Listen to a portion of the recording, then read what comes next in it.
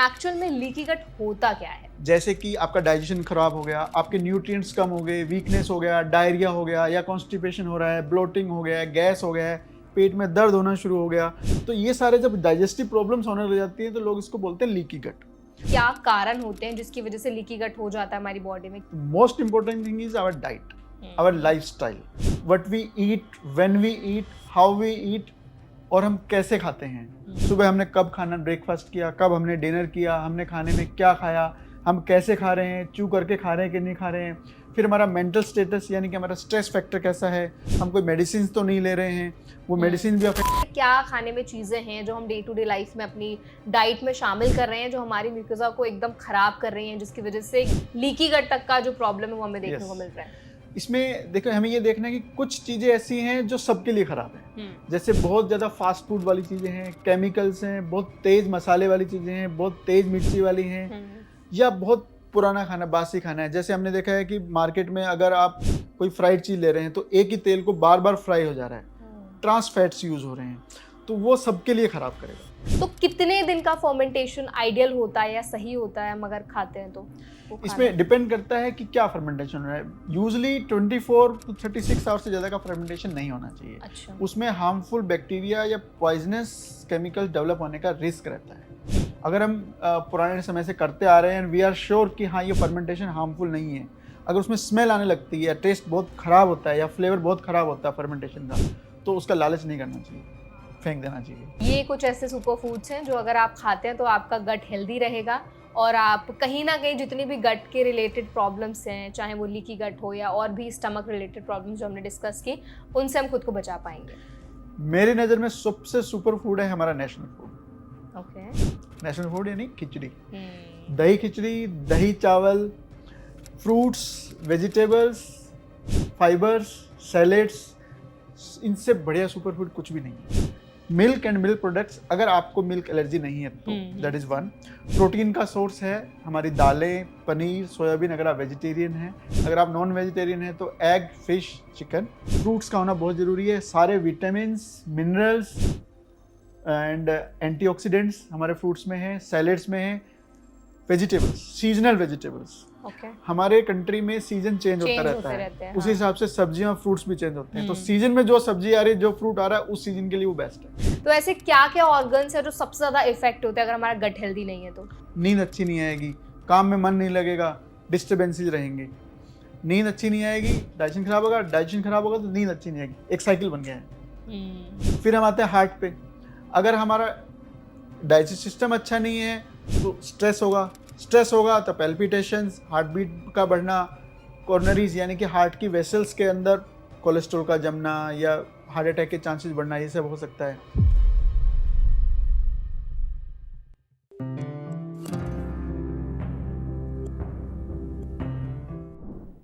हाय, मैं हूं आपके साथ Varsha Dubey and watching NBT live. तो आज हमारे एनबीटी लाइव के सेल्फ पॉडकास्ट में जिस टॉपिक पर हम बात करने वाले हैं, आज पहली बार होगा कि उस टॉपिक को हम कवर करने वाले हैं, वो है लीकी गट। तो एक्चुअल में आई एम श्योर आपने भी ये शब्द कई बार सुना होगा सोशल मीडिया के थ्रू, इंटरनेट के थ्रू, कि लीकी गट कभी कभार हमारे बॉडी में देखने को मिलता है। तो एक्चुअल में होता क्या है, इसके क्या मेजर ऐसे सिम्टम्स होते हैं जो हमारे शरीर पर दिखना शुरू हो जाते हैं, क्या कॉजेज होते हैं और कैसे आप इसको ट्रीट कर सकते हैं। बहुत सारा इंपॉर्टेंट डिस्कशन आज इस सेशन में हम करने वाले हैं, तो सेशन को एंड तक जरूर देखिएगा। तो आज हमारे साथ इस सेशन में जो डॉक्टर मौजूद हैं वो गैस्ट्रोएंटरोलॉजिस्ट हैं। मैं बात कर रही हूँ डॉक्टर महेश गुप्ता की। So hello doctor, welcome to NBT live. Thank you very much. आप प्लेजर डॉक्टर। सो डॉक्टर, जैसे मैंने बताया कि आज के हमारे सेशन में हम जिस टॉपिक पर बात करने वाले हैं वो है लीकी गट जी। तो गट हेल्थ पर तो हमने पहले भी बहुत सारा डिस्कशन किया है और हमारी ऑडियंस को हमने गट हेल्थ के अराउंड बहुत सारी इन्फॉर्मेशन शेयर की है, लेकिन लीकी गट जो टर्म है वो आजकल काफी ज्यादा वायरल हो रहा है। तो सबसे पहले तो मैं इस शब्द का मतलब आपसे जानना चाहूंगी कि एक्चुअल में लीकी गट होता क्या है? लीकी गट आजकल हम देख रहे हैं एक सोशल मीडिया टर्म यूज हो गया है, एक कॉमन मैन के लिए बहुत कॉमन टर्म हो गया है लीकी गट। एक्चुअली ये टर्म साइंस में अगर हम यूज करते हैं तो हम इसको बोलते हैं इंक्रीज इंटेस्टाइनल परमेबिलिटी, यानी कि हमारी जो इंटेस्टाइन है, गट है, उसकी जो परमेबिलिटी है, उसकी न्यूट्रिएंट्स पास करने की या कुछ भी उसके अंदर से पास करने की जो कैपेसिटी है वो इंक्रीज हो गई है। यूजली हमारी जो इंटेस्टाइन है, it's not a fix tube, it's not a hard tube, it's permeable, जैसे कि ईंटों की कोई दीवार देखते जाली हैं, टाइप की जाली टाइप की होती है, यानी कि उसमें से कुछ चीज पास हो सकती है और वो जरूरी भी है। हम खाना खाएंगे तो खाना ऐसा तो है नहीं कि मुंह से खाएंगे और एज इट इज निकल जाएगा बाहर, तो उसके अंदर हमें एब्जॉर्ब भी करना है और बहुत सारे एंजाइम्स हैं, हार्मोन्स हैं, वो सीक्रेट भी करने हैं इंटेस्टाइन में, तो इट्स परमिएबल, यानी कि उसमें से आना जाना जरूरी है। पर ये आना जाना जब जरूरत से ज्यादा बढ़ जाएगा, यानी कि अंदर से बाहर ज्यादा जा रहा है और बाहर से अंदर ज्यादा आ रहा है, उसको हम बोलते हैं परमिएबिलिटी। यानी कि परमिएबिलिटी बहुत बढ़ गई है, उसमें से लीकेज हो रहा है, तो that is called leaky gut. तो जब लीकी गट होने के साथ बहुत सारी प्रॉब्लम्स आने लग जाएं, जैसे कि आपका डाइजेशन खराब हो गया, आपके न्यूट्रिएंट्स कम हो गए, वीकनेस हो गया, डायरिया हो गया या कॉन्स्टिपेशन हो रहा है, ब्लोटिंग हो गया है, गैस हो गया है, पेट में दर्द होना शुरू हो गया, तो ये सारे जब डाइजेस्टिव प्रॉब्लम्स होने लग जाती हैं तो लोग इसको बोलते हैं लीकी गट।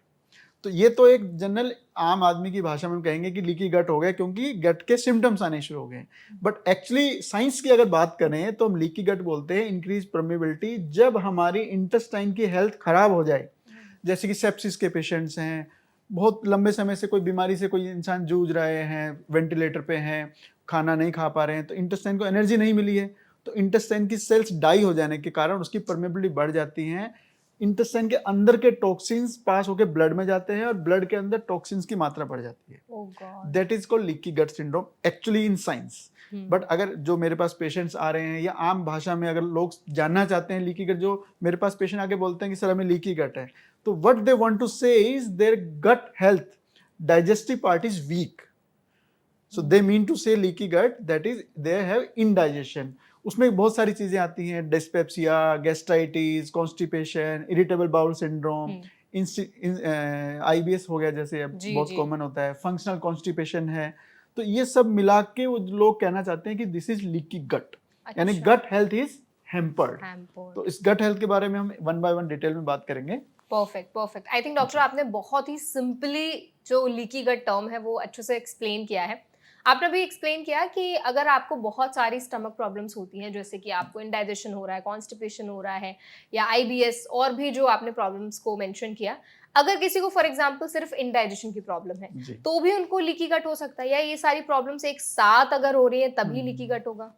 नहीं, ऐसा नहीं है कि हर प्रॉब्लम्स का कारण लीकी गट होगा। अच्छा। तो लीकी गट अपने आप में एक कॉम्प्लिकेटेड और बहुत सीरियस प्रॉब्लम है।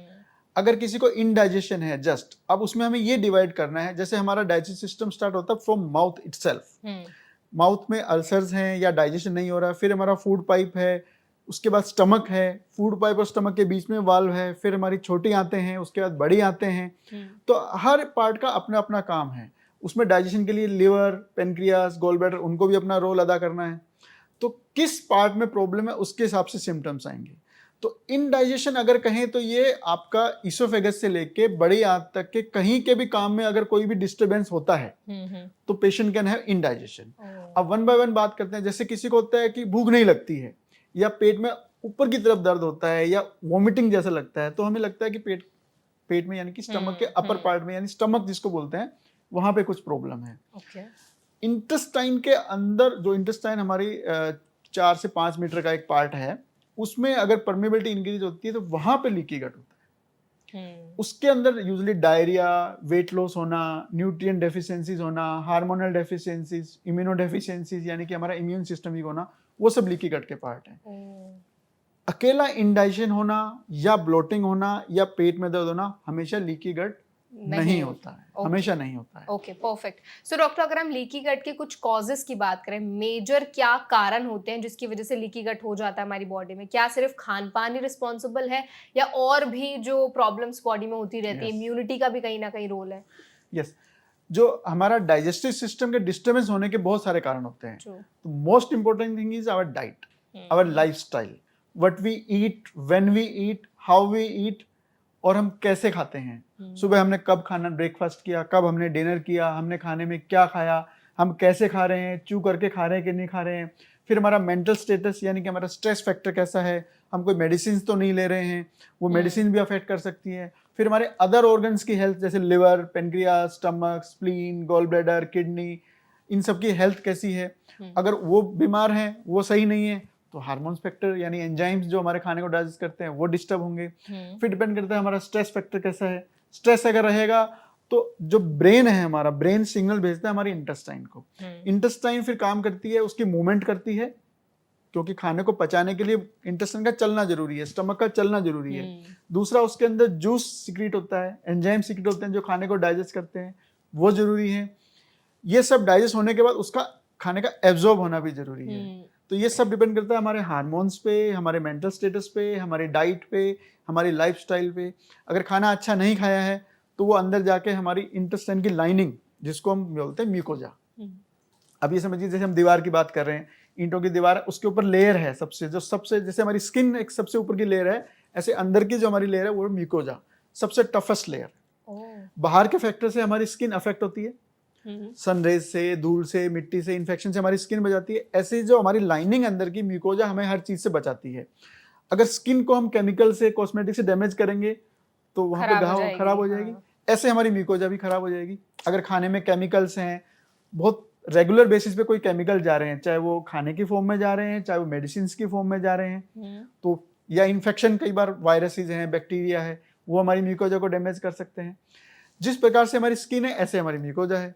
स्किन अगर डैमेज होगी तो स्किन पे घाव बनेंगे, म्यूकोजा डैमेज होगी तो म्यूकोजा पे घाव बनेंगे। कारण यही है सारे जो एक्सटर्नल फैक्टर हैं। हमारी बॉडी के दो सिस्टम ऐसे हैं जो बाहर के एनवायरनमेंट से अफेक्ट होते हैं। एक हमारा रेस्पिरेटरी सिस्टम, क्योंकि बाहर से हम सांस लेते हैं, हवा अंदर जाती है, पॉल्यूशन के टाइम पे वो खराब होता है। दूसरा हमारा डाइजेस्टिव सिस्टम। बाकी हमारे सारे सिस्टम क्लोज हैं, these are not expose to external environment. Digestive system बाहर से एक्सपोज है, पानी खाना हम बाहर से लेते हैं। रेस्पिरेटरी सिस्टम बाहर से एक्सपोज है। तो सबसे ज्यादा जो एक्सपोज है डाइजेस्टिव सिस्टम, खाना पानी जो बाहर से जा रहा है, अगर वो खराब है, उसके अंदर कोई इन्फेक्शन जा रहा है, कोई केमिकल्स, चाहे वो मेडिसिन की फॉर्म में है, चाहे वो सप्लीमेंट्स की फॉर्म में, अगर वो जा रहे हैं और म्यूकोजा को खराब कर रहे हैं, लाइनिंग को खराब कर रहे हैं, तो it can lead to leaky gut. वो हो सकता है, इंडाइजेशन हो सकता है, अल्सर बन सकते हैं, कोई और बीमारी हो सकती है। फिर उससे सारे प्रॉब्लम्स आती हैं। तो एक होता है खराबी होना, फिर उसकी वजह से बीमारी होना, फिर उसके सिम्टम्स आना। सिम्टम्स में क्या होता है? भूख नहीं लगना, उल्टी जैसा लगना, मितली होना, पेट में दर्द होना, पेट का फूलना, जिसको बोलते हैं ब्लोटिंग, बहुत कॉमन सुनने में आया होगा आपने, देखो गैस हो जाना, पेट फूल जाना, फिर पेट साफ ठीक से नहीं होना, या बार बार मोशन का प्रेशर बनना, या खाने के बाद पेट का खराब होना। ये सारे हैं सिम्टम्स। इनके नीचे जो बेसलाइन बीमारी है वो कुछ भी हो सकती है। और वजह जैसे हमने बात की, हमारा लाइफस्टाइल, हमारी डाइट, और जो भी फैक्टर हम उसको अफेक्ट कर रहे हैं जो हमारे म्यूकोजा को, वो सारे फैक्टर्स। एग्जैक्टली। सो डॉक्टर, अभी ना आपने डाइट पे बहुत फोकस किया। आपने बताया कि हमारा जो बॉडी के दो पार्ट्स बहुत ज्यादा एक्सपोज रहते हैं, एक तो हमारा रेस्पिरेटरी सिस्टम और एक हमारा डाइजेस्टिव सिस्टम। तो हम जो चीजें खाते हैं उससे म्यूकोजा की जो लाइनिंग है वो इरोड होती है, खराब हो जाती है। यही आपने अभी बताया। अगर खाना सही नहीं है तो वो क्या खाने हैं जो सही नहीं है? मेजर ऐसे क्या खाने में चीजें हैं जो हम डे टू डे लाइफ में अपनी डाइट में शामिल कर रहे हैं, जो हमारी म्यूकोजा को एकदम खराब कर रही हैं, जिसकी वजह से लीकी गट तक का जो प्रॉब्लम है वो हमें देखने को मिल रहा है? इसमें देखो, हमें ये देखना है कि कुछ चीजें ऐसी हैं जो सबके लिए खराब हैं। जैसे बहुत ज्यादा फास्ट फूड वाली चीजें हैं, केमिकल्स हैं, बहुत तेज मसाले वाली चीजें हैं, बहुत तेज मिर्ची वाली हैं, या बहुत पुराना खाना, बासी खाना है। जैसे हमने देखा है कि मार्केट में अगर आप कोई फ्राइड चीज ले रहे हैं तो एक ही तेल को बार बार फ्राई हो जा रहा है, ट्रांस फैट्स यूज हो रहे हैं, तो वो सबके लिए खराब करेगा। उसके अंदर बहुत तेज मसाले हैं, अच्छे नहीं हैं, गंदे मसाले हैं, पुराने हैं, या एडिड केमिकल्स डाले जाते हैं just for taste and for flavour. देर में भी हार्मफुल, या कई बार हार्मफुल नहीं होते हैं, बट किसी पर्टिकुलर बंदे के लिए वो हार्मफुल हो सकते हैं। तो वो केमिकल्स जो होते हैं, एडिड केमिकल्स हैं, वो act as poison for us. वो हमारी म्यूकोजा को खराब कर सकते हैं, अल्सर कर सकते हैं। एक तो वो है। दूसरा, बहुत ज्यादा फास्ट फूड, ऐसा खाना जो हमारी बॉडी पचा नहीं पा रही है। अब वो खाना अगर इतना हैवी है, इतना गरिष्ठ भोजन है, उसको पचाने के लिए हमारे सिस्टम को, हमारे डाइजेस्टिव सिस्टम को बहुत काम करना पड़ेगा, बहुत सारे एसिड सीक्रेट करना पड़ेगा। अब जब ज्यादा एसिड होगा तो वो खाने को तो गलाएगा ही, अंदर नुकसान भी करेगा। सही बात है ना। तो इस प्रकार से जो फास्ट फूड्स हैं, या बाहर से जो एडिड प्रिजर्वेटिव वाला खाना है, केमिकल्स वाला खाना है, वो सबसे नंबर 1 है, वो सबसे खराब है। ठीक है। दूसरा, हम किस समय पर खा रहे हैं, टाइम इज वेरी इंपॉर्टेंट। अगर हम खाना समय पर नहीं खा रहे हैं तो हमारा खाना उस समय पे जूस सीक्रेट नहीं होंगे और डाइजेस्ट नहीं होगा। खाना अगर डाइजेस्ट नहीं होगा तो फर्मेंट होगा, फर्मेंट हो गया तो सड़ेगा, बिल्कुल सड़ेगा, तो उससे गैस प्रोडक्शन होगा, या फिर वो इनडाइजेस्टेड रहेगा। अनडाइजेस्टेड खाना होगा वो भी प्रॉब्लम करेगा। तीसरी चीज़ है हम कितना खा रहे हैं, हमें ज़रूरत है इतने खाने की, हम खा इतना रहे हैं, तो फिर जो खाना हमें यूज नहीं आ रहा है वो फालतू हमारे बॉडी में पड़ा है, वो हैवीनेस क्रिएट करेगा, ब्लोटिंग क्रिएट करेगा, भारीपन देगा या डायरिया करेगा, या हमारी बॉडी में फैट की मात्रा बढ़ाएगा, बॉडी को अननेसेसरी अनहेल्दी करेगा। फिर इम्पोर्टेंट हम कैसे खा रहे हैं, खाना हम अगर चू करके नहीं खा रहे हैं प्रॉपरली, चबा के नहीं खा रहे हैं, तो वो मोटा मोटा खाना पेट में जाएगा और हमारे पेट को, हमारे इंटेस्टाइन को बहुत ज़्यादा काम करना पड़ेगा, तो उसकी कैपेसिटी तो फिक्स है, वो अगर खाने को डाइजेस्ट नहीं कर पाएंगे तो खाना फिर वही अनडाइजेस्टेड रह जाएगा। तीसरा चीज़ है हम किस समय पर खा रहे हैं। समय की हमने बात की, ब्रेकफास्ट का टाइम, जैसे कि अगर हम सुबह उठते हैं 6 बजे और ब्रेकफास्ट कर रहे हैं 12 बजे, तो वो जो इतना गैप है ना वो गलत है। दूसरा है हम लेट नाइट खाना, जो आजकल बहुत ट्रेंड में देखा है, यंगस्टर ने स्पेशली देखा है, रात को 11, 12, 1 बजे तक खाना खा रहे हैं, या खाना खाते लोग सो जाते हैं। Timing is very important. मैं अपने दर्शकों को एक स्पेसिफिकली बहुत इंपॉर्टेंट बात कहना चाहूंगा कि ब्रेकफास्ट अगर जल्दी करते हैं और डिनर अगर जल्दी करते हैं, तो आप खाने में अगर थोड़ा ऊपर नीचे कर भी लेते हैं तो you will be able to digest, आप अपने खाने को पचा पाएंगे अगर ब्रेकफास्ट जल्दी होता है, डिनर जल्दी होता है। एक आजकल मैं एक और इम्पोर्टेंट टॉपिक पे टच करना चाहूंगा, इंटरमिटेंट फास्टिंग जो बहुत चल रहा है, बड़ा टर्म है ये वर्ड। लोग 16, 17, 18 घंटे फास्टिंग करते हैं, but this is non scientific, this is unhealthy for the body. Schedule ये होना चाहिए कि हम सुबह उठते हैं 7 या 8 बजे के बीच में अपना ब्रेकफास्ट करें, उसके बाद अपना लंच, इवनिंग स्नैक्स किया है, दिन में जो खाना हम खाएंगे, रात का डिनर अपना 8, साढ़े 8 तक हो जाए। तो रात के 8 से लेके सुबह के 8 तक 12 घंटे अपनी इंटेस्टाइन को रेस्ट देना है। Exactly. 12 आवर फास्टिंग है, that is the best thing. Give rest to your intestine from feed, खाने से उसको आराम देना है, अपने सिस्टम को, अपने पाचन तंत्र को हमें टाइम देना है उसको पचाने के लिए। जब बाकी सारे सिस्टम सो रहे हैं, हार्ट रेस्ट पे है, ब्रेन रेस्ट पे है, तो डाइजेस्टिव सिस्टम को अपना काम करने दीजिए, उसको ओवरलोडिंग नहीं करने देना है। दिन में हम एक्टिव हैं तो हमारे बाकी सिस्टम काम कर रहे हैं, डाइजेस्टिव सिस्टम को उतना ही खाना दीजिए जितना जरूरत है, रात को कंप्लीट रेस्ट देना है। तो टाइमिंग बहुत जरूरी है, क्या खा रहे हैं वो बहुत जरूरी है, कब खा रहे हैं वो बहुत जरूरी है, कैसे खा रहे हैं यानी चबा खा रहे हैं वो जरूरी है, क्या खा रहे हैं वो बहुत जरूरी है। बैलेंस डाइट जो बात करते हैं हम लोग, वो बहुत जरूरी है। सो डॉक्टर, आपने ना अमाउंट, खाने के कितना हम खाना खा रहे हैं उस पर भी बड़ा फोकस किया है अभी।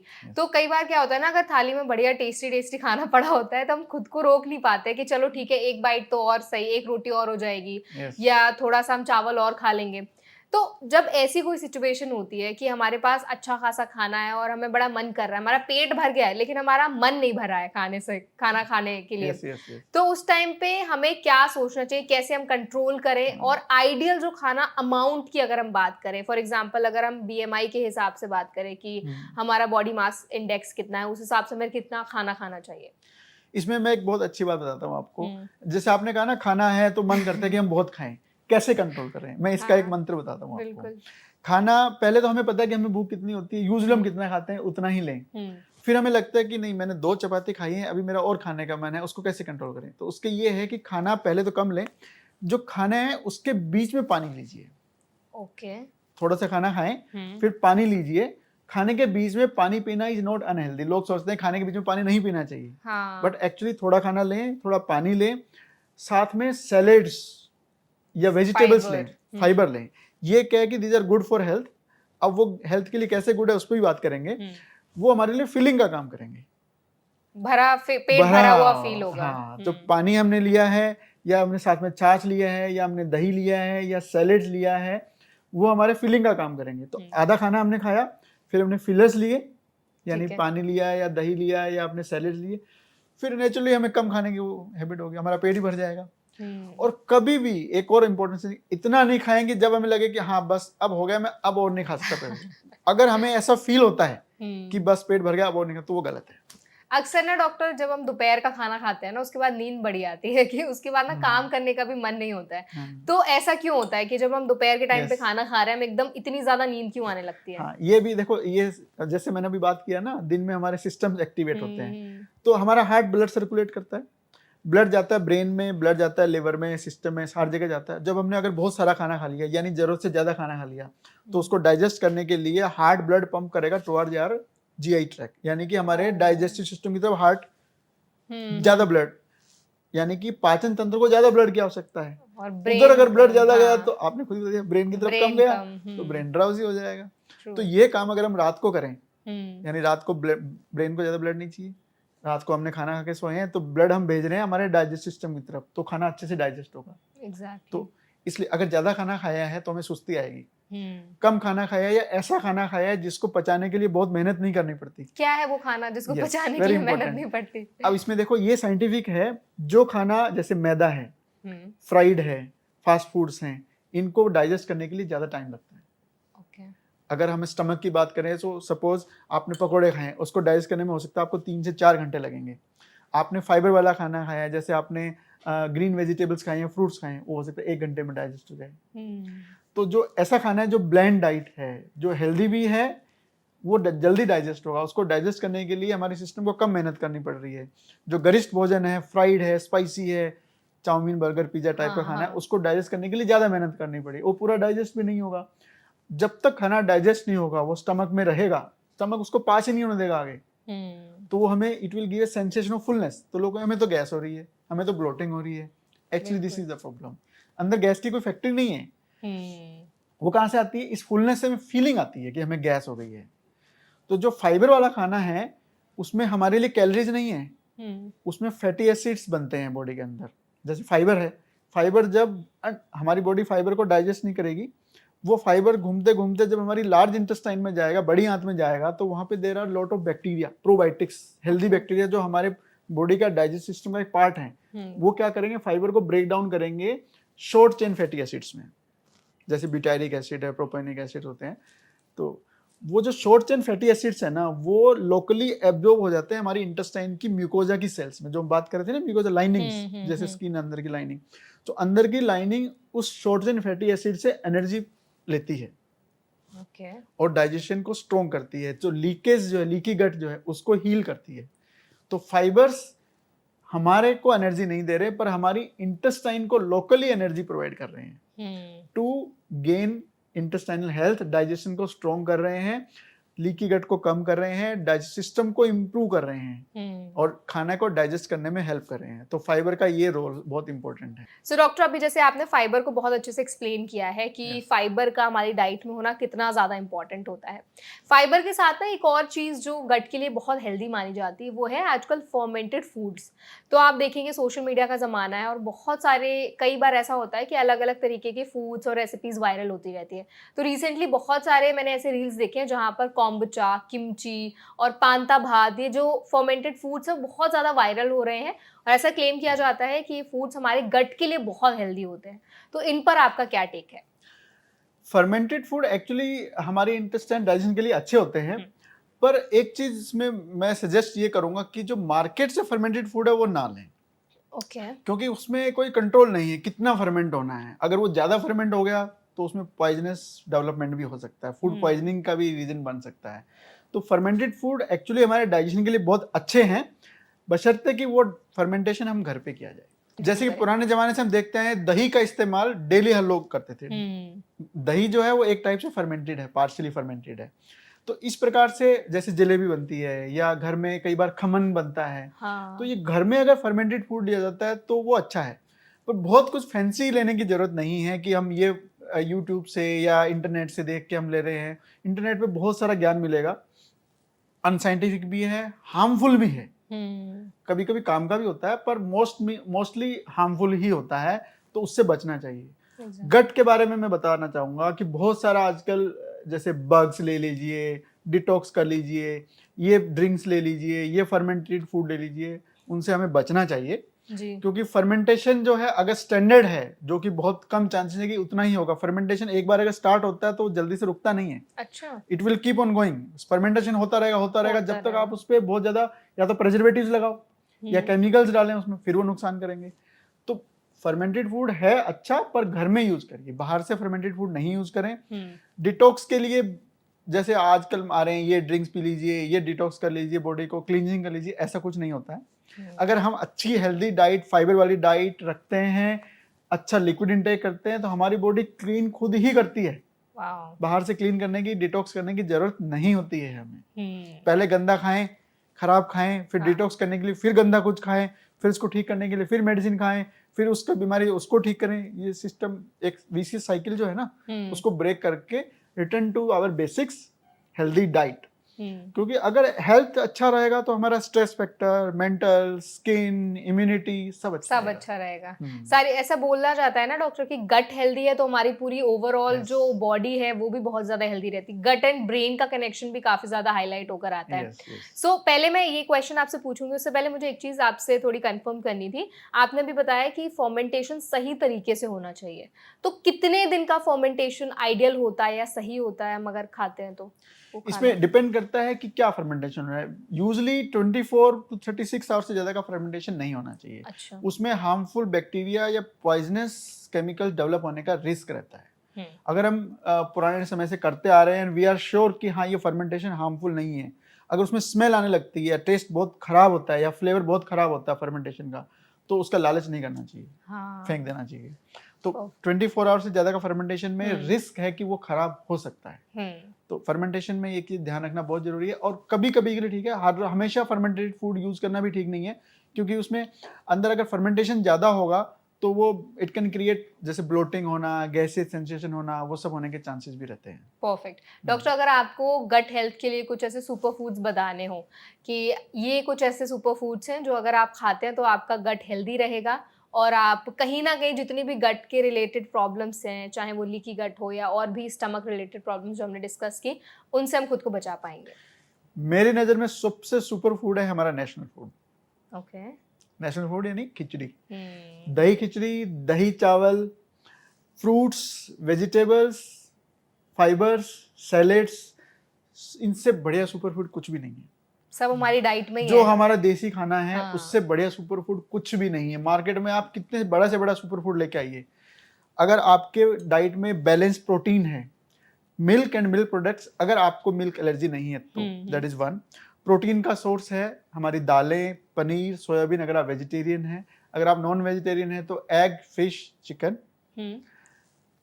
फ्रूट्स का होना बहुत जरूरी है। सारे विटामिन्स, मिनरल्स एंड एंटीऑक्सीडेंट्स हमारे फ्रूट्स में है, सैलेड्स में है। वेजिटेबल्स, सीजनल वेजिटेबल्स, हमारे कंट्री में सीजन चेंज होता रहता है, उसी हिसाब से सब्जियां, फ्रूट्स भी चेंज होते हैं। तो सीजन में जो सब्जी आ रही है, जो फ्रूट आ रहा है, उस सीजन के लिए वो बेस्ट है। कोल्ड स्टोरेज नहीं यूज करिए। जो सीजन में जो फ्रूट आ रहा है, जो सब्जी आ रही है, वो उस सीजन के लिए बेस्ट है। अच्छा। उससे बढ़िया सुपर फूड कुछ नहीं है। सारी मिलेट्स हैं, कम ऑयल का खाना है, वेजिटेबल्स हो गया, ये सारे हमारे सुपर फूड हैं। कुछ रॉकेट साइंस नहीं करना है। परफेक्ट। आई थिंक हम इंडिया में रहते हैं तो हम काफ़ी लकी हैं, क्योंकि वेजिटेशन से हम काफ़ी ज़्यादा फॉर्चुनेट हैं। हर एक चीज़ अवेलेबल है यहाँ पे, हर तरह की सब्जी अवेलेबल है। और जो आपने भी सीजनल वाली चीज़ मेंशन की कि सीज़न के हिसाब से आप सब्जियाँ खाएं। फॉर एग्जाम्पल, अगर सर्दियों का सीजन है तो हम पालक वगैरह जो भी उस टाइम पे अवेलेबल होता है वो खाएं, क्योंकि आजकल ना डॉक्टर हर सीजन में हर तरह की सब्जी मिल रही है, फ्रूट्स भी मिल रहे हैं। और आई थिंक इंजेक्शंस वगैरह लगा करके अलग अलग तरीके से उनको तुरंत ही जल्दी हाइब्रिड तरीके से उनको पकाने की कोशिश भी की जाती है, तो वो भी कहीं ना कहीं हमारे गट को बहुत ज्यादा हार्म करती है। तो उन चीजों पर भी हमें फोकस करना चाहिए। हाँ, कुछ ऐसे फ्रूट्स हैं जो आजकल जो यूज करते हैं इंजेक्शन लगाना, वो गलत है। कुछ इथाइलिन ऑक्साइड वगैरह है, राइटनिंग के लिए यूज करते हैं, केमिकल्स यूज करते हैं, वो गलत है। क्वालिटी को हैम्पर करते हैं, वो गलत है। जहां तक हो सके फ्रेश वेजिटेबल्स हों, फ्रेश फ्रूट्स हों, उनको अच्छे से वॉश करके यूज किया जाए। अगर कई बार ये होता है कि कुछ चीजें ऐसी हैं जो कि हमें लगता है कि डाउटफुल है, तो उनको पका के यूज किया जाए। पकाने से यूज होती है, स्टीम के बजाय पका के खाना यूज करना चाहिए। जो स्टीम फूड मार्केट में मिलता है उसमें इन्फेक्शन के बहुत ज्यादा चांसेस हैं। फूड पॉइजनिंग, जो स्टीम्ड फूड मिलता है उसमें पॉइजनिंग, फूड पॉइजनिंग के चांसेस बहुत ज्यादा होते हैं। स्पोर्स रह जाते हैं उसके अंदर। अगर कुक्ड फूड है अच्छे से या फ्रेश फ्रूट्स है, उसमें इन्फेक्शन के या पॉइजनिंग होने के, फूड पॉइजनिंग होने के चांसेस बहुत कम होते हैं। उसमें लीकी गट होने के चांसेस कम होते हैं, इनडाइजेशन होने के चांसेस कम होते हैं। तो जितना है फ्रेश फ्रूट्स होंगे, फ्रेश डाइट होगी, जो आपने बताया जैसे समय के साथ, सीजन के हिसाब से जो फ्रूट्स आ रहे हैं, उसके अलावा रीजन के हिसाब से, सदर्न इंडिया में जाएंगे तो अलग है, नॉर्दर्न इंडिया में जाएंगे तो अलग है, नॉर्थ इंडिया में जाएंगे तो अलग है। तो क्लाइमेट के हिसाब से, वेदर के हिसाब से, ट्रेडिशन के हिसाब से अलग अलग फ्रूट्स आते हैं, उनको हमें इस्तेमाल करना चाहिए। वो बेस्ट है। सो डॉक्टर, अभी आपने बहुत अच्छे से सारी चीज़ें एक्सप्लेन की हैं। अब ना थोड़ा मुझे आपसे ये जानना था कि इंडिया में एक बहुत कॉमन प्रैक्टिस है कि अगर हमें थोड़ा-सा पेट दर्द हो गया, कुछ प्रॉब्लम हो जाती है, तो हम तुरंत ही पेन किलर्स लेना शुरू कर देते हैं। एंटीबायोटिक्स बहुत खाते हैं लोग। तो ये जो एंटीबायोटिक्स और पेन किलर्स है, क्या इनको हमें खाना चाहिए या पहले डॉक्टर से कंसल्ट करना बहुत इंपॉर्टेंट है, क्योंकि ये बहुत ज़्यादा कॉमन यस, प्रैक्टिस बन गई। कैसे हमारे गट को हार्म करती है ये? ये बहुत ही कॉमन प्रैक्टिस है। जब भी हमें गट की या इनफैक्ट बॉडी में कोई भी प्रॉब्लम होती है तो एक नी रिफ्लेक्स एक्शन होता है। नी रिफ्लेक्स यानी कि आया और फट से अपना ड्रॉर खोला, उसमें से जो दवाई मिल जाए, यस। पेन किलर्स हैं या कोई भी गैस की दवाई है, एंटीबायोटिक्स हम फट से खा लेते हैं। अक्सर लोग करते हैं हमारे पास आने से पहले, और हमेशा तो नहीं बट कई केसेस में उससे कॉम्प्लिकेशंस भी होते हैं। कई बार पता ही नहीं चलता है पेशेंट्स को कि उन्होंने खा लिया है, उनसे उनको लगता है कि बहुत फायदा हो गया, पर लॉन्ग टर्म में वो अपनी बॉडी को कितना नुकसान कर रहे हैं वो उनको नहीं पता चलता। जैसे एंटीबायोटिक्स है, या तो खुद खा लेते हैं लोग, या घर वालों के कहने पे, दोस्तों के कहने पे, कलीग के कहने पे, या सीधा केमिस्ट के पास जाएंगे और बोल देंगे पेन किलर दे ददीजिए, या वो एंटीबायोटिक दे देते हैं। पर एक्चुअली वो एंटीबायोटिक्स हमारे शरीर में बहुत एक केमिकल का काम करती है, वो बहुत नुकसान भी कर सकती है। एंटीबायोटिक यानी कि बायोटिक्स के एंटी, जो हमारे हेल्दी बैक्टीरिया हैं उनको डैमेज करेगी। और हमने अभी बात की अंदर के गट माइक्रोबायोटा, गट के लिए कितने इंपॉर्टेंट है। अगर उनको हम किल कर देंगे तो वो एंटीबायोटिक हमें फायदा के बजाय नुकसान करेगी। तो एंटीबायोटिक्स तभी खानी चाहिए जब वो जरूरी हो। जरूरी किन कंडीशन, और जरूरी किन कंडीशन में होगी ये हमें खुद डिसाइड नहीं करना है, ये हमें एक डॉक्टर से, क्वालिफाइड अच्छे डॉक्टर से मिलके ही डिसाइड करना है। जिसको पता नहीं है वो, पहली बात तो हमें सलाह देनी नहीं चाहिए किसी को, और ना ही हमें बिना बात के सलाह लेनी चाहिए जिसको पता नहीं हो। तो सलाह जिनसे लेनी चाहिए यानी कि क्वालिफाइड डॉक्टर से हमें सलाह लेनी चाहिए कि कौन सी एंटीबायोटिक किस केस में, कितनी डोज में और कब तक हमें लेनी चाहिए। और अगर कोई एंटीबायोटिक ले रहे हैं तो उसके साथ में क्या ध्यान रखना है, उसके साथ में कोई प्रोबायोटिक सप्लीमेंट की जरूरत है कि नहीं, कितने दिन लेनी है। एंटीबायोटिक बार बार लेने से एक तो क्या हमारी बॉडी रेजिस्टेंट हो जाती है, यानी कि एक बार एंटीबायोटिक ली उसने काम किया, बार बार लेंगे तो वो काम करना बंद कर देगी, और काम नहीं करेगी तो कुछ और काम करेगी, कोई साइड इफेक्ट करेगी। दूसरा, हमारे हेल्दी बैक्टीरिया को डिस्टर्ब करेगी, साइड इफेक्ट करेगी। लॉन्ग टर्म में हमारी इम्यूनिटी को कम करेगी, हमारे हार्मोनल बैलेंस, केमिकल बैलेंस को कम करेगी। नॉट ओनली डाइजेस्टिव सिस्टम, दूसरे ऑर्गन सिस्टम को भी अफेक्ट करेगी। सो जो दूसरे सिस्टम्स है, जैसे हम स्टार्टिंग में भी डॉक्टर बात कर रहे थे कि गट अगर हमारा हेल्दी नहीं रहता है तो हमारी बॉडी के हर एक ऑर्गन पर कुछ ना कुछ इम्पैक्ट देखने को मिलता है। तो ऐसे क्या क्या ऑर्गन्स है जो सबसे ज्यादा इफेक्ट होते हैं अगर हमारा गट हेल्दी नहीं है? तो अगर हम देख कह रहे हैं ना, सबसे इंपॉर्टेंट जो सिस्टम है डाइजेस्टिव सिस्टम। अगर हमारा डाइजेशन ठीक नहीं है तो सारे सिस्टम इफेक्ट होंगे। स्टार्टिंग फ्रॉम ऊपर शुरू करते हैं brain gut axis very important. Brain control करता है हमारे गट को और हमारे गट कंट्रोल करती है हमारे ब्रेन को। तो this is called brain gut axis. Brain से गट यानी इंटेस्टाइन, ब्रेन से दोनों तरफ का, ठीक है। अगर हमारा डाइजेशन हेल्दी नहीं है तो हमें स्ट्रेस होगा, नींद अच्छी नहीं आएगी, काम में मन नहीं लगेगा, डिस्टर्बेंसेज रहेंगे। नींद अच्छी नहीं आएगी, डाइजेशन खराब होगा, डाइजेशन खराब होगा तो नींद अच्छी नहीं आएगी, एक साइकिल बन गया है। फिर हम आते हैं हार्ट पे। अगर हमारा डाइजेस्ट सिस्टम अच्छा नहीं है तो स्ट्रेस होगा तो पैल्पिटेशंस, हार्ट बीट का बढ़ना, कॉर्नरीज यानी कि हार्ट की वेसल्स के अंदर कोलेस्ट्रॉल का जमना या हार्ट अटैक के चांसेस बढ़ना, ये सब हो सकता है। लिवर, वैसे तो लिवर डाइजेस्ट सिस्टम का पार्ट ही है, बट हमने आजकल देखा फैटी लिवर होना। अगर अच्छा खाना नहीं खा रहे हैं, बहुत कैलोरीज वाला खाना खा रहे हैं तो लिवर के अंदर फैट का डिपोजिशन होना, या एक बहुत सीरियस कंडीशन है लिवर सिरोसिस। डाइजेस्टिव सिस्टम से डायरेक्ट रिलेटेड है लिवर। तो लिवर सिरोसिस, फैटी लिवर का होना, ये सब प्रॉब्लम्स हो सकती हैं। किडनी अफेक्ट हो सकती है। Skin very important part. अगर हमारा सिस्टम, डाइजेस्टिव सिस्टम के अंदर हमारी डाइट ठीक नहीं है, डाइजेशन अच्छा नहीं है, तो हमारी स्किन अफेक्ट हो सकती है। स्किन की टोन, स्किन का टेक्सचर, पिगमेंटेशन होना। कई बार आपने देखा होगा फेस पे पिगमेंटेशन हो जाना, मैप्स जैसा कुछ होना, या डार्क सर्किल्स हो जाना। This is also affected by not only by digestive system but there are other factors also। Hormonal factor है, एज फैक्टर है, स्ट्रेस फैक्टर है, but digestive system plays important role. Immunity directly related to our digestion. अगर बहुत दिनों तक कोई इंसान खाना नहीं खा रहा है, अच्छा खाना नहीं खा रहा है, तो उसकी इम्यूनिटी डाउन होगी। Chances of getting other infection, यानी कि कुछ भी वायरस का इन्फेक्शन लगना या कोई बैक्टीरियल इन्फेक्शन का लगना बहुत कॉमन है उन लोगों के अंदर। इम्यूनिटी कम हो जाती है। अगर कोई इंसान बीमार पड़ता है किसी वजह से, तो उस बीमारी से फाइट करने की, लड़ने की जो क्षमता है वो कम हो जाएगी अगर हमारा डाइजेशन अच्छा नहीं है। तो अगर हमारा डाइजेशन अच्छा है, हम अच्छे से प्रोटीन एब्जॉर्ब कर रहे हैं, तो हमारा जो मसल बिल्ड करने का तरीका है वो अच्छा रहेगा, हमारा बॉडी का शेप अच्छा रहेगा, स्किन अच्छी रहेगी, इम्यून सिस्टम अच्छा रहेगा, ब्रेन अच्छा रहेगा, क्वालिटी ऑफ लाइफ इंप्रूव करेगी। And at the end of day what matters is quality of life and happiness. Exactly. अगर डाइजेशन अच्छा नहीं है तो हम हैप्पी नहीं होंगे, क्वालिटी ऑफ लाइफ अच्छी नहीं होगी। आई थिंक आपने बहुत परफेक्टली एक ही क्वेश्चन में सारी चीज़ें कवर कर ली हैं कि कैसे हमारा डाइजेशन अगर हेल्दी नहीं है तो हमारी लाइफ पे कितना ज़्यादा मेजर इम्पैक्ट देखने को मिलता है। डॉक्टर, ये सेशन बहुत ज़्यादा इंसाइटफुल था। आपने हर एक सेगमेंट पर बड़े ही बखूबी और बड़े ही अच्छे तरीके से एक्सप्लेन किया कि लीकी गट क्या होता है, मेजर क्या कॉजेज हैं, सिम्टम्स क्या हैं। एक पॉइंट जो सिर्फ रह गया है वो है ट्रीटमेंट पार्ट। तो हम थोड़ा सा ट्रीटमेंट पे डिस्कशन कर लेते हैं। अगर किसी को लीकी गट की समस्या है तो उनका क्या ट्रीटमेंट होता है, किस तरह से ट्रीटमेंट अप्रोच लिया जाता है?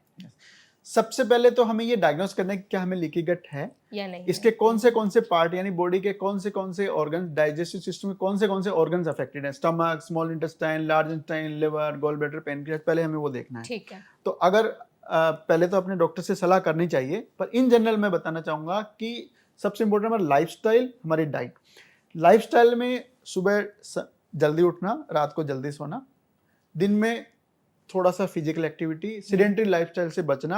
अगर हम ऑफिस जा रहे हैं, सिटिंग जॉब है, तो कोशिश करें सीढ़ियाँ चढ़ के जाएं, पार्किंग से तेज चल के जाएं, मॉर्निंग वॉक करें, टाइम पे खाना खाएं, अर्ली ब्रेकफास्ट, अर्ली डिनर, दिन में एक्सरसाइजेस, टाइम पे ब्रेकफास्ट, टाइम पे लंच, टाइम पे डिनर। एक तो ये लाइफस्टाइल में हो गया।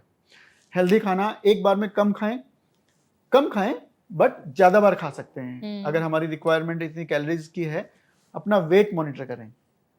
वेट एक अगर आपका स्टेबल है, बढ़ नहीं रहा है, घट नहीं रहा है, दैट्स फाइन। अगर आपकी बॉडी हेल्दी है, वेट स्टेबल है, ठीक है। अगर आपका वेट ज़्यादा है तो खाने का इंटेक कम करके एक्सरसाइज को बढ़ाएं, ये चीज़ जरूरी है। फिर भी अगर हमें कुछ पैथोलॉजिकल यानी कोई सिस्टम में प्रॉब्लम है तो अपने डॉक्टर से मिलें कि हमारा स्टमक अफेक्टेड है या हमारी स्मॉल इंटेस्टाइन अफेक्टेड है। देर आर सम डिजीजेस जैसे गैस्ट्राइटिस है या अल्सर डिजीज है, आईबीडी है या आईबीएस की प्रॉब्लम है, कोलाइटिस है। अगर ऐसा कुछ है तो डेफिनेटली सेल्फ ट्रीटमेंट नहीं करके डॉक्टर से मिले। वो हमें कुछ एक शॉर्ट टाइम के लिए अगर कोई दवाई देते हैं, एंटीबायोटिक्स हैं, प्रोबायोटिक्स हैं, प्रोकाइनेटिक्स हैं, जो भी मेडिसिन वो जो उचित समझेंगे वो दी जाएगी। साथ में जो भी डाइट का एडवाइस रहेगा, लाइफस्टाइल का एडवाइस रहेगा, फाइबर इंटेक है, फ्लूइड इंटेक है, वो साथ में करके। और ऐसा नहीं कि डॉक्टर ने एक बार दवा दी थी तो उसको हमेशा लिए जा रहे हैं। उसको उनसे वापस मिलके या पूछ के भी ये मैं इतने समय लेनी है, उसको बंद कब करना है। क्योंकि हमारी बॉडी ऐसा नहीं है कि हम जिंदगी भर दवाई खाते रहें। एग्जैक्टली। डाइजेशन के लिए ऐसा नहीं है कि जिंदगी भर दवाई खानी। कुछ बीमारियां यस जरूर हैं, जैसे डायबिटीज है, हार्ट प्रॉब्लम्स हैं, ब्लड प्रेशर है, ऐसे डाइजेशन की भी कुछ कोलाइटिस की प्रॉब्लम जिनमें लंबे समय तक खानी पड़ती है, वो अलग है। पर इन जनरल 95% केसेस में हमें रेगुलर दवाइयों की जरूरत नहीं होती है। लोग बिना बात के दवाई खाते रहते हैं, वो जरूरत नहीं है। तो जरूरत क्या है? Routine healthy lifestyle, regular exercises, balanced diet including fruits, fibres, proteins, carbs, even fats also. ये एंड साल में एक बार एटलीस्ट अपना बॉडी का एक हेल्थ चेकअप जरूर देख लें कि कोई डेफिशिएंसी तो नहीं है, कोई मिनरल, विटामिन या कोई ऑर्गन में डेफिशिएंसी तो नहीं है, ये करें। अगर कोई कमी आती है तो अपने डॉक्टर से, अपने फैमिली डॉक्टर से, अपने गैस्ट्रोएंटरोलॉजिस्ट, फिजिशियन से कंसल्ट करें। जो भी ट्रीटमेंट उचित है वो लें और फाइनाइट टाइम तक लें। ऐसा नहीं कि लेते रहें, जो लेने की जरूरत है उतना ही लें। तो ये ट्रीटमेंट पार्ट है। Perfectly said. At last doctor, क्या कुछ ऐसे आप लाइफस्टाइल चेंजेस या हैक्स हमारी ऑडियंस के साथ शेयर करना चाहेंगे? क्योंकि आपने पूरे सेशन में काफ़ी सारी चीज़ें ऑलरेडी कवर कर ली हैं, लेकिन फॉर एग्जांपल अगर किसी को लीकी गट की जो समस्या है उससे खुद को बचा के रखना है, प्रिवेंशन पार्ट पर अगर हम बात करें, तो वो क्या 2 या 3 ऐसे लाइफस्टाइल हैक्स होंगे जो आप बोलेंगे कि ये आप कर लो, इन सारी प्रॉब्लम से आप दूर रहेंगे? सबसे इंपॉर्टेंट लाइफस्टाइल हैक मैं कहूँगा सुबह जल्दी उठकर आधे घंटे की मॉर्निंग वॉक, 15 से 20 मिनट योगा, 2 चीज करें। जल्दी से ब्रेकफास्ट करें, अर्ली ब्रेकफास्ट करें, वॉक करें, योगा करें, पानी पिएं, अपना ब्रेकफास्ट करें। एंड डाइट में डेफिनेटली फाइबर जरूर रखें, फ्रूट्स, सैलेड, वेजिटेबल्स। और जिनको लीकी गट की ज्यादा प्रॉब्लम्स हैं वो स्पाइसेस एंड मैदा से बचें। जो ब्लेंड डाइट है जैसे दलिया, khichdi, upma, idli, poha, rice, curd and pulses, ये मिलेट्स, ये चीज लें तो डेफिनेटली उनका डाइजेशन बड़ा अच्छा रहेगा, लीकी गट की प्रॉब्लम नहीं आएगी। अगर कॉन्स्टिपेशन है या डायरिया है, बार बार मोशन जाने का रहता है, वो सब इससे settle down. Perfect. Thank you so much doctor Mahesh. आज आपने हमें और हमारी ऑडियंस को लीकी गट पर इतनी इंसाइटफुल इन्फॉर्मेशन दी, हर एक सेगमेंट को बड़े ही अच्छे से कवर किया और बहुत ही सिंपली आपने हर एक चीज को हमारी ऑडियंस तक पहुंचाया है. Thank you so much for joining us. Thank you very much. I hope आज का सेशन आपको हेल्पफुल लगा होगा. अगर सेशन आपको पसंद आया हो तो वीडियो को लाइक करें. कोई सवाल आप हमसे पूछना चाहते हैं तो कमेंट सेक्शन में जरूर बताएं और ऐसे और भी हेल्थ पॉडकास्ट देखने के लिए हमारे चैनल NBT लाइव को जरूर सब्सक्राइब करें.